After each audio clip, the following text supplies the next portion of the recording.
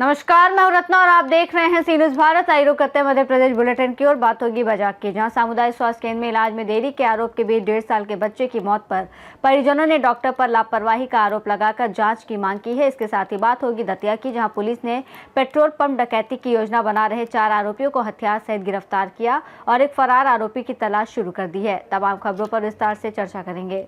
खबर बजाग से है, जहां सामुदायिक स्वास्थ्य केंद्र बजाग में पदस्थ डॉक्टर विपिन राजपूत पर एक बार फिर इलाज में लापरवाही और देरी करने के गंभीर आरोप लगे हैं। दरअसल करंट लगने से घायल हुए एक 1.5 वर्षीय बालक को परिजन गंभीर हालत में पहले बाहरपुर और गोरखपुर ले गए, जिसके बाद उसे बजाग स्वास्थ्य केंद्र लाया गया। परिजनों का आरोप है कि आपात स्थिति होने के बावजूद अस्पताल में बच्चों के समय पर उपचार नहीं मिला, जिससे उसकी हालत बिगड़ती गई और मौत हो गई। इस घटना से परिजनों में कोहराम मचा और स्थानीय लोगों में स्वास्थ्य व्यवस्था को लेकर भारी नाराजगी है। हालांकि इस मामले में डॉक्टर या अस्पताल प्रबंधन की ओर से अभी तक कोई आधिकारिक बयान सामने नहीं आया है और निष्पक्ष प्रशासनिक जांच के बाद ही स्थिति पूरी तरह से स्पष्ट हो सकेगी। मैं ब्रह्मदत्त, मैं भी बाहरपुर भवानी टोला से ही हूँ और मैं चाचा लगता था उसका। और मैं बजाग में आने के बाद यहाँ देखा कि एक नर्स है, बस वो बहुत सारी कॉल लगा रहा है डॉक्टर को इधर उधर, कोई भी डॉक्टर फ़ोन पिकअप ही नहीं कर रहा है, रिस्पॉन्स ही नहीं आ रहा। फिर उन्होंने बताया कि यहाँ पे नज़दीक में एक डॉक्टर रहता है।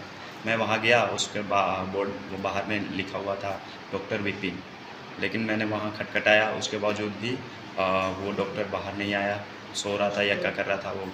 लेकिन मैं 2 बार वहाँ पे ट्राई किया, ऊपर भी जाके, एक फ्लोर ऊपर भी था रूम, तो वहाँ पे भी जाके देखा, वहाँ पे दूसरा व्यक्ति मिला, वो डॉक्टर नहीं था।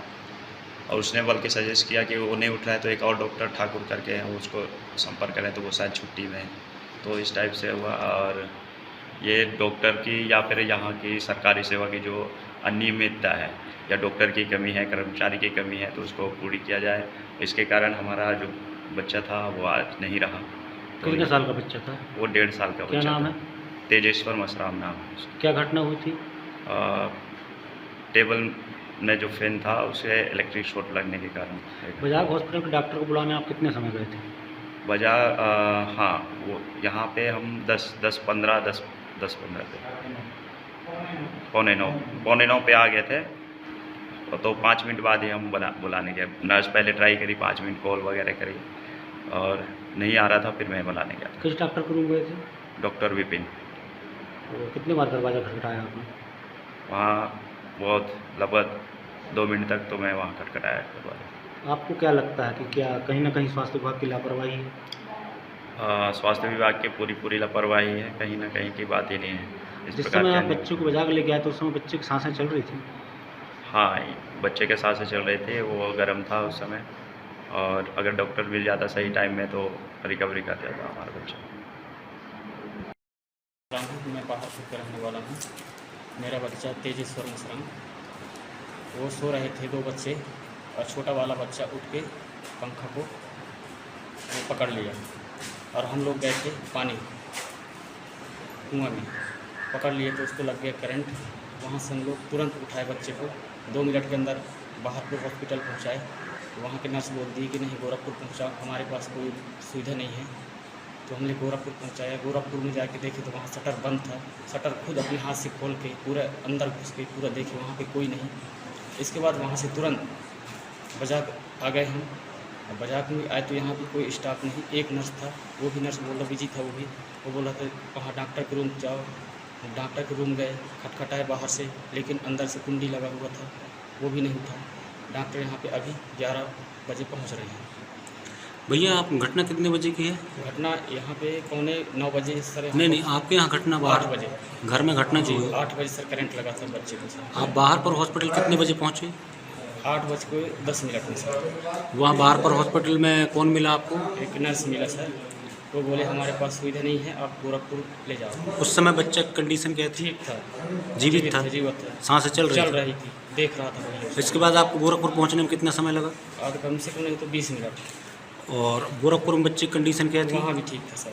हॉस्पिटल में कौन था वहाँ? कोई नहीं थे। गोरखपुर हॉस्पिटल के अंदर गए थे क्या आप? गया था मैं, पूरा घुमा हूँ सर, कोई नहीं है वहाँ पे, कोई ना गार्ड की सुविधा ना कुछ नहीं था सर। वहाँ पे कोई हमको बताने वाले भी नहीं, वहाँ पे कोई आदमी नहीं थे वहाँ पे। उस समय बच्चे की सांसें चल रही थी? चल रहा था, सांस भी चल रहा था सर। इसके बाद फिर बजाग कितने समय आए हो? बजाग सर वहाँ से जस्ट हमने निकला सर 9:15 सारे बजाक पहुँचे सर। उस समय बच्चे की कंडीशन क्या थी? सर यहाँ की सांस चल रही थी बच्चे की। सांस चल रही थी। जी सर। फिर इसके बाद यहाँ कौन मिला? यहाँ एक नर्स मिला। नर्स ने जैसे जैसे ट्रीटमेंट चालू किया और बोला बड़े डॉक्टर को बुलाओ, बड़े डॉक्टर को बुलाओ। तो बड़े डॉक्टर के पास गए तो वहाँ बड़े डॉक्टर भी नहीं आ पाया, सही ढंग से ट्रीटमेंट नहीं हुआ यहाँ पे बच्चे का। फिर कितने बार डॉक्टर के पास गए आप लोग? 2 बार गए। जिस समय आप आए उस समय हॉस्पिटल में डॉक्टर मौजूद थे नहीं थे? नहीं थे सर। हॉस्पिटल प्रबंधन ने फ़ोन भी लगाया गया डॉक्टर को? कई मतलब फ़ोन लगाए सर, पूरे नहीं नंबर उठाए? से लगाए, हम उठाए नहीं। कमरे में भी गए आप जी लोग? कमरे भी गए सर। तो आप लोग क्या आप ये मानते हैं कि हॉस्पिटल प्रबंधन की लापरवाही के कारण बच्चे नहीं की सर, मौत ये हुई? लापरवाही तो हॉस्पिटल की है सर, कर्मचारियों की है, डॉक्टरों की है सर। ऐसा नहीं होना चाहिए था क्या मांग करते हैं आप? सर। हमको न्याय चाहिए सर। इन डॉक्टरों को यहाँ से हटाया जाए और दूसरे डॉक्टर बुलाया जाए। ऐसा किसी के साथ अनैतिक नहीं होना चाहिए। अगर डॉक्टर रहते तो सर मेरा बच्चा का जान बच जाता। आप बाहरपुर गए, वहाँ इलाज नहीं मिला आपको। आप गोरखपुर गए, वहाँ इलाज नहीं मिला। आप बजाग आए, यहाँ भी इलाज नहीं मिला। तो आपको क्या लगता है कि ये स्वास्थ्य व्यवस्था जो सरकारी स्वास्थ्य सेवाएं हैं इसके ऊपर भरोसा किया जा सकता है क्या? नहीं, कोई भरोसा नहीं किया जा सकता। बजाग से सीनियर संवाददाता कमलेश पाठक की रिपोर्ट। खबर बजाग से है, जहां पंडरी पानी बाजार से ग्रामीणों को लेकर लदरा दादर लौट रहा एक तूफान वाहन अनियंत्रित होकर पलट गया। क्षमता से अधिक सवारियों से खचाखच भरे इस वाहन के पलटने से 4 महिलाओं और एक पुरुष सहित कुल 5 लोग घायल हो गए। हादसे के बाद मौके पर अफरा तफरी मच गई, जिसके बाद सूचना मिलते ही एम्बुलेंस ने सभी घायलों को तत्काल बजाग अस्पताल पहुंचाया, जहां उनका उपचार जारी है। फिलहाल पुलिस दुर्घटना के कारणों की जांच और मामले की छानबीन कर रही है। बजाग से सीनियर संवाददाता कमलेश पाठक की रिपोर्ट। खबर दतिया से है, जहां पुलिस अधीक्षक मयूर खंडेलवाल के निर्देशन में उन्नाव थाना पुलिस ने एक बड़ी वारदात को नाकाम करते हुए ग्राम सेरसा पेट्रोल पंप पर डकैती की योजना बना रहे 4 शातिर बदमाशों को गिरफ्तार किया है, जबकि उनका एक साथी सलमान खान मौके से फरार हो गया। पुलिस ने लमान माता मंदिर के पास घेराबंदी कर समीर कुरैशी, बोला कुरैशी, सादिक खान और धर्मेंद्र यादव को दबोचा। आरोपियों के कब्जे से 2 अवैध देसी कट्टे, 9 जिंदा कारतूस, 4 मोबाइल और डकैती से इस्तेमाल होने वाले उपकरण बरामद किए गए हैं। पूछताछ में बदमाशों ने भिंड और सेवड़ा से भैंस चोरी करने की वारदात स्वीकार की है। थाना प्रभारी जतेंद्र भदौरिया के मुताबिक मुख्य आरोपी समीर और भोला पर पहले से ही गैंगस्टर एक्ट सहित यूपी और एमपी के कई थानों में दर्जनों आपराधिक मामले दर्ज हैं। दतिया से सीनियर संवाददाता नितिन दांत्रे की रिपोर्ट। खबर इंदौर से है, जहां बड़ी ग्वाल टोली के गवली चौक प्रांगण में श्री रामनाथ गुरु व्यायाम शाला कुश्ती केंद्र के तत्वाधान में स्वर्गीय रमेश सकारे की स्मृति में विशाल निःशुल्क काटा महादंगल संपन्न हुआ। मुख्य आयोजक महापौर केसरी भारत सकारे पहलवान द्वारा पिछले 8 वर्षों से कराए जा रहे इस आयोजन में देश प्रदेश के नामी पहलवानों ने अपने दांव पेच दिखाकर हजारों दर्शकों को रोमांचित किया। दंगल का मुख्य आकर्षण सुमित मोहरे व संदीप पहलवान, अनुराग सोलंकी व अभिषेक आर्य तथा मोहित पहलवान व साकेत पहलवान के बीच हुए रोचक मुकाबले रहे। कार्यक्रम में मुख्य अतिथि दादू महाराज, कांग्रेस नेत्री रीना बोरासी और भाजपा नेता राजेश उदावत सहित कई हस्तियां शामिल हुई, जहां शहर की नामचीन विभूतियों को सम्मानित भी किया गया। कुश्ती स्थल का भूमि पूजन वरिष्ठ खलीफाओं द्वारा किया गया, जबकि मुख्य निर्णायक की भूमिका कुश्ती कोच मुन्ना बोरासी और अंतर्राष्ट्रीय कोच नीलिमा बोरासी ने निभाई। नीलिमा जी बताएं, आप कुश्ती में लगातार आपने शहर का, देश का नाम, प्रदेश का नाम रोशन किया, क्या कहना चाहेंगे आज यहाँ पर जो आयोजन है इसको लेकर क्या कहना चाहेंगे? हाँ, मैं बस ये बोलना चाहूंगी कि अच्छी बात है, बच्चे इससे मोटिवेट होते हैं और ऐसे आयोजन होते रहना चाहिए, क्योंकि जो छोटे छोटे इलाके और ग्रामीण इलाके होते हैं उन क्षेत्र में लोगों को कुश्ती का और कोई भी खेलों का महत्व पता ही नहीं होता है। उन्हें यही नहीं पता रहता इनका स्कोप कहाँ तक है। तो इन चीज से बच्चों को थोड़ा जो पता लगता है तो उससे बच्चों में थोड़ी सी रुचि आती है, इंटरेस्ट आता है, तो बच्चे आगे बढ़ते हैं और उनको इससे आगे बढ़ने का मौका मिलता है। इस बार मैच की वजह पारंपरिक मिट्टी के ऊपर पूरा दंगल है रखा गया, क्या कहना चाहेंगे? इसका तो सबसे अच्छी बात यह है कि इससे जो परंपरा है वो जीवित रहती है, वरना मैच की कुश्ती तो एक स्पोर्ट्स में आगे बढ़ने के लिए जो हो गई है, लेकिन जो ये जो अपने भारत की जो परंपरा है मिट्टी में कुश्ती कराने की, तो वो चीज को ना जीवित बनाए रखने के लिए भैया है जो भारत सरकार है, भैया इसलिए मैच पर दंगल नहीं करा के मिट्टी में कराते हैं। आपका परिचय? मेरा नाम नीलिमा बोरासी है, मैं इंटरनेशनल कुश्ती कोच हूँ। मैंने सीनियर नेशनल में मेरा ब्रॉन्ज मेडल जीता था, मैंने एमपी को दिलाया था। तो पहली महिला मैं और मेरी एक सहेली थी कि हम दोनों ने सीनियर में महिला होके एमपी में मेडल आए थे और मैंने लेवल 1 कोर्स करा और मैं खेल एवं कल्याण विभाग में महिला कुश्ती कोच के पद पर कार्यरत हूँ। पर कुश्ती का आयोजन किया गया है।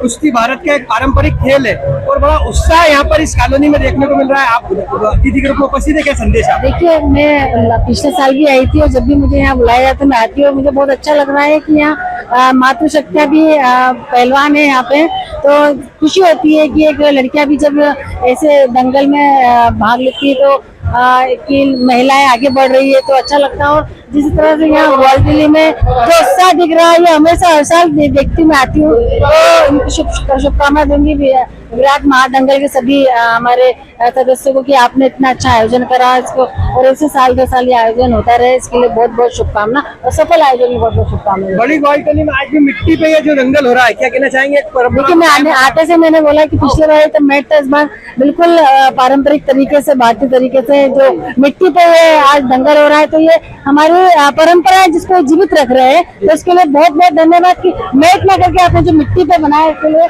एक नई परंपरा फिर से चालू करी है, हमारी पुरानी परंपरा को जिंदा करा है इसको। हालांकि कुश्ती का खेल है पर राजनीति का भी एक दंगल है जिसमें आप भी एक खिलाड़ी है। तुलसी पहलवान के साथ में आपका मुकाबला पिछली बार हुआ था, इस बार भी संभावना है वापस आपका मुकाबला होगा, क्या कहना चाहेंगे? देखिए, मेहनत कर रहे हैं, कांग्रेस इस बार जीतेगी, सागर भी हम जीतेंगे, सरकार भी हम बनाएंगे।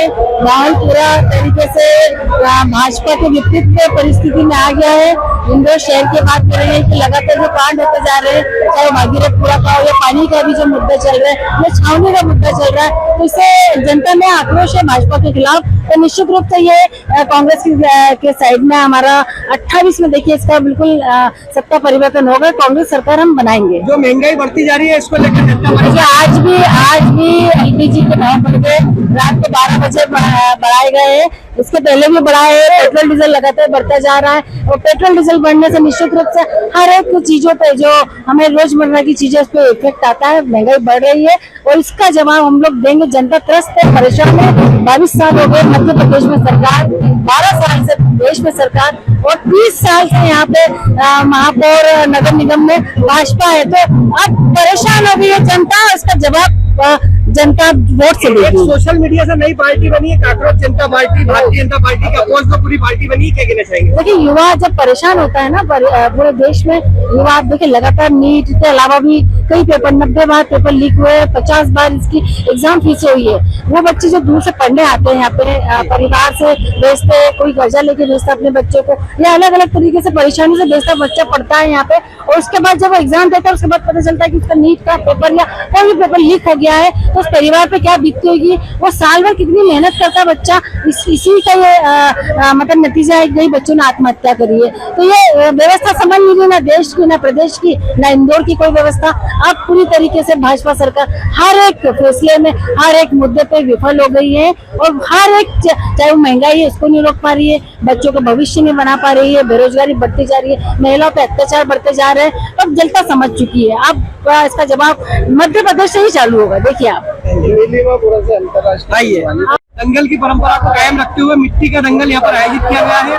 बड़ी संख्या में पहलवान भी आए, दर्शक भी आए और राजनेता भी आपका समर्थन कर रहे हैं, क्या कहना चाहेंगे इसमें? मट्टी की मालवा कुश्ती है ये, तो मट्टी से जीवित रखने के लिए कहीं जाता हूँ हर साल। दंगल को 8 वर्ष होकर नहीं जाता हूँ मैं। 8 वर्ष कुश्ती का हमारा पापा जी की स्मृति में रमेश साहब स्मृति का कुश्ती करवाता हूँ 8 साल से। आज लगभग कितने पहलवान इन कुश्ती में भाग ले रहे हैं? दिल्ली के, पंजाब के, हरियाणा के सब 70 कुश्ती हुई है, 30 कुश्ती लिखी है कि 50 कुश्ती खड़ी कुश्ती आती है। हमेशा जो स्पोर्ट्स में मैट की कुश्ती चल रही है, आपने जो परंपरा को कायम रखा, मिट्टी को, क्या मन में विचार था इसके लिए? देखो, मैट की कुश्ती बराबर होती है, मिट्टी कुश्ती खत्म हो चुकी थी, मैं चलो मट्टी कुश्ती ऊपर है। आज यहाँ पर सभी गणमान्य अतिथि उपस्थित हुए, कुश्ती को प्रमोट कर रहे हैं, क्या कहना चाहिए सभी? उनका बहुत बहुत आभारी हूँ, उनका मान सम्मान, उनका आशीर्वाद से हम करते हैं।